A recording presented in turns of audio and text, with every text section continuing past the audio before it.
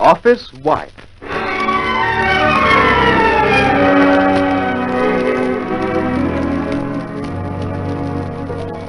The story of the girl who married her boss and of the girl who took over.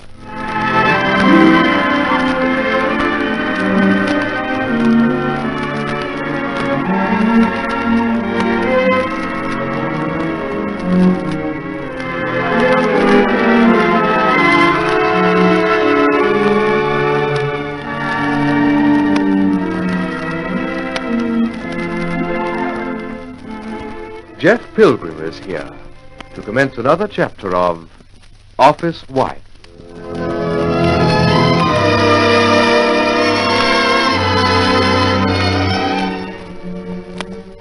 Whichever way you look at it, I'm in a very devil of a predicament. This evening, my boss, Miss Bendigo, rang to say that tomorrow's conference was really called for 10 in the morning, not 4 in the afternoon as I'd been told. Now, that changed time makes all the difference in the report on air freights I have to get ready. Marcia, as it happened, was out. So off I went back to the office to work the best part of the night. When I got there, I found that Stella, trying to do the right thing like a good little secretary, had taken all the relevant papers home with her to work on them herself. So off to her flat I went to get them. She suggested that I should stay there, and we could clean up the report between us. And like a fool, I said yes. Just as I was leaving, Harry Palmer phoned to say that Marcia has been trying to find me all over town. She's in an absolute frenzy, and I'm not on any account to say that I was at Stella's.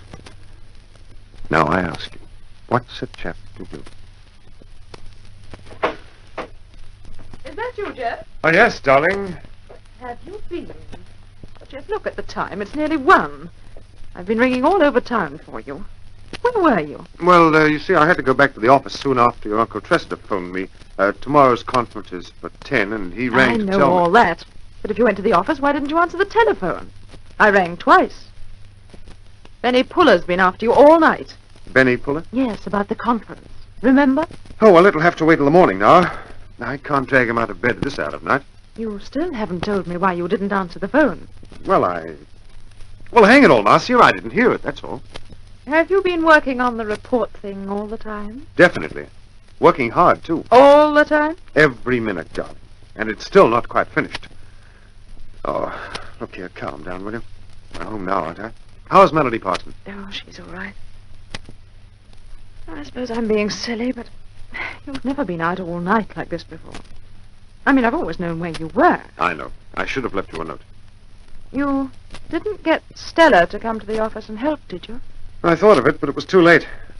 Truly, Jeff? Oh, look, she wasn't there. I was the only one in the office tonight. There's no need to get cross with me. I suppose you're tired.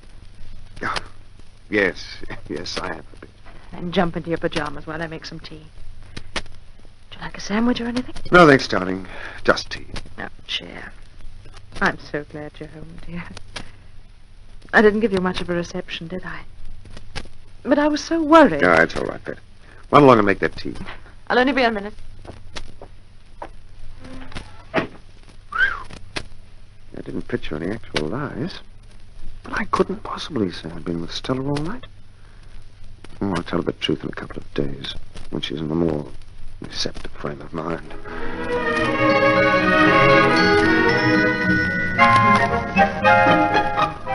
Good morning, Jeff. And how did you manage with Puller's freight figures? They've just come from the IBM machines, Mr. Fleming. Analyzed, tabulated. And I'm just putting the finishing touches in a couple of charts. Good work, my boy, good work. You've been, burning the midnight oil, eh? All in a good cause, sir. Yes, quite so. It was largely my fault that the conference times were mixed up. Let's have a look. Let me see. Yes. This curve here. You plotted, increase in rates with volume. What is it exactly? Well, the charts tell the same story as the tabulated figures, but they give a fair idea of what happens just at a glance. Yes. Very good. Quite good, in fact. For accurate estimates, we must always consult the figures, of course. And in the last analysis... Yes, I can see what you mean perfectly. We can go into it more fully at the conference with Puller, and I think he'll be tickled pink with the way you've handled it for him. Well, I certainly hope so, sir. As a matter of fact, considering the short time you've had to sort all this stuff out, Jeff, I think you've done splendidly. Splendidly. Lucky you had all the necessary files and so forth home to work on, eh? Well, I didn't have them at home. I came back to the office, and later... You came back to the office last night? Why, yes. Until Mr. Bendigo phoned me, I was under the impression I'd have until 4 o'clock this afternoon. But, my dear fellow... Excuse me, sir. Hello? Oh, yes, he's here. It's for you, sir. Thanks. Yes, they are? Right. Show them to my office and say I'll be right along. Benny Puller and Mr. Bendigo, you'd better get that stuff together and come along, Jeff, say in about 5 minutes. Shall I bring Miss Bronson? No, if we want her, we can ring. Very well, sir. Right you are, gentlemen. That's that. Unless there are any points we're not clear on, I presume from now it's all plain sailing. Jeff, you happy? Perfectly, Mr. Bendigo. Percy Fleming? I'm content to leave the whole procedure to Jeff. So am I. Good work, young fellow. You managed to make some very complicated figures as extremely plain as anything. Well, we're all agreed on that, aren't we? What do you say, Puller? Yes, certainly. This is what I call a very successful conference. Well, now, it's just about time for lunch. Puller's tied up. So what about you, Jeff? Have lunch with Percy Fleming and me. Well, I'd love to, Mr. Bendigo, but I have an appointment. With Mrs. Tennant, as a matter of fact. Oh, I see. All right. Off you go then, you two. Now it'll be another 5 minutes or so. Don't forget our game on Friday, Benny. Cheerio, Bye-bye, Benny. sir. Cheerio. Goodbye. Well, now, Percy, that was very satisfactory. Puller's as pleased as punch.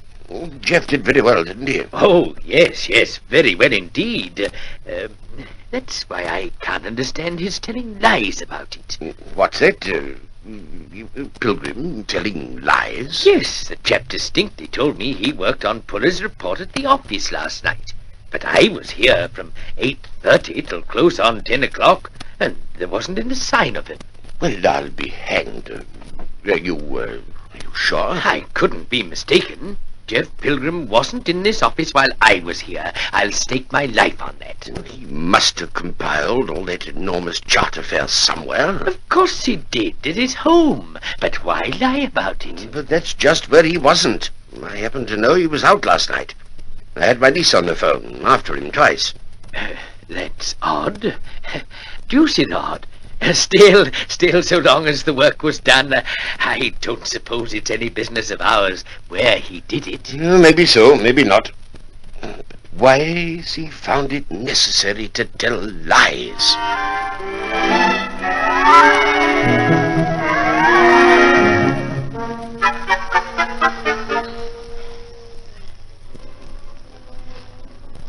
Oh, hello, Angela. I hope I didn't keep you waiting.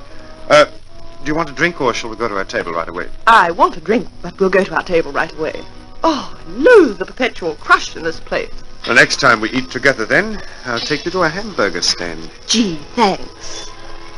This is a continuation of our discussion the other day, I presume? Would I be asking you to lunch for any other reason? It could be my irresistible allure. I like my allure a little less shop-worn. Good for you, Jeff. I didn't think you'd use the chink in my armor with quite such finesse. No, I'm sorry, Angela. I shouldn't have said that. Think nothing of it, dear boy. Think nothing of it. Shall we press through the throng? Where do we sit? Where are you putting us, Louis? All right. Lead on. All right, Jeff. And this time, let's hope we're not interrupted by Harry Palmer or that secretary of yours or anyone else. You want to know why I'm taking such a poor view of you, right? Yes. It's because I saw you buying Stella Bronson an ermine coat a few weeks ago. And it's no use trying to buff me out of it, because I saw you with my own eyes. Well, now, Angela, did you really? Yes. You saw me in a fur shop with my secretary. Oh, hang it, Jeff. Why be infantile? She had the thing on and she was loving it. Wouldn't you? Not if I got it like that. Oh, like what? For a man who's been caught out, Geoffrey, you're taking this very calmly. That's right. You see, Angela, just because you had some bad luck with your own marriages, you have a tendency to overlook the obvious. That there's still such a thing as plain, ordinary decency, whether you're aware of it or not. Oh, am I boring you? Not at all. I'm intrigued. Well, the firm gave me a £400 bonus the other day, so I turned it into an ermine coat. For Marcia. For Marcia? Oh, Jeff, I wasn't born yesterday. You'd probably be getting more fun out of life if you had been. In case you haven't noticed, Angela, my wife and my secretary happened to be much of a size and shape. So I took Stella along that day as a stand-in. Now, are you beginning to catch on? Where's the coat now? In the furrier's storeroom, and that's where it stays till Christmas Eve. It's supposed to be a surprise. Oh, Well, is that all you can say? at the moment, yes. Listen, this is absolutely true, isn't it? You can believe what you like, provided you shut up about it to Marcia. No, I think that's the least you can do. Do you mind if I keep an open mind till Christmas? It looks to me as though what you call your mind is already closed tight. Oh, right, Jeff, so I have a nasty mind. But if you'd seen as much of the way people go on as I have... If I'd have seen as much of life as you have, Angela, I'd think about jumping to idiotic conclusions a lot more than you do. Now, what are you having next? Chicken Maryland. A very appropriate dish, if I may say so. Lord knows you've been chicken-witted enough with that infernal fur coat. Ah, you know, I'm beginning to wish I'd never thought of the darn thing.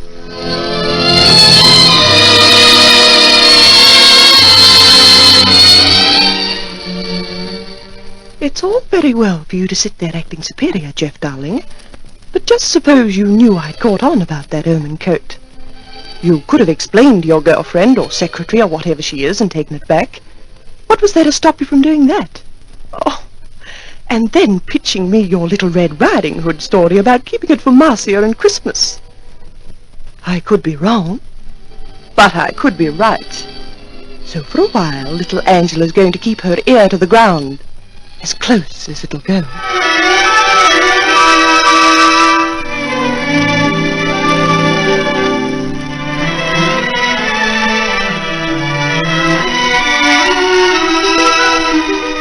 We invite you to listen again to further episodes of Office Wife, written by L.J. Hardy, a Donovan Joyce production.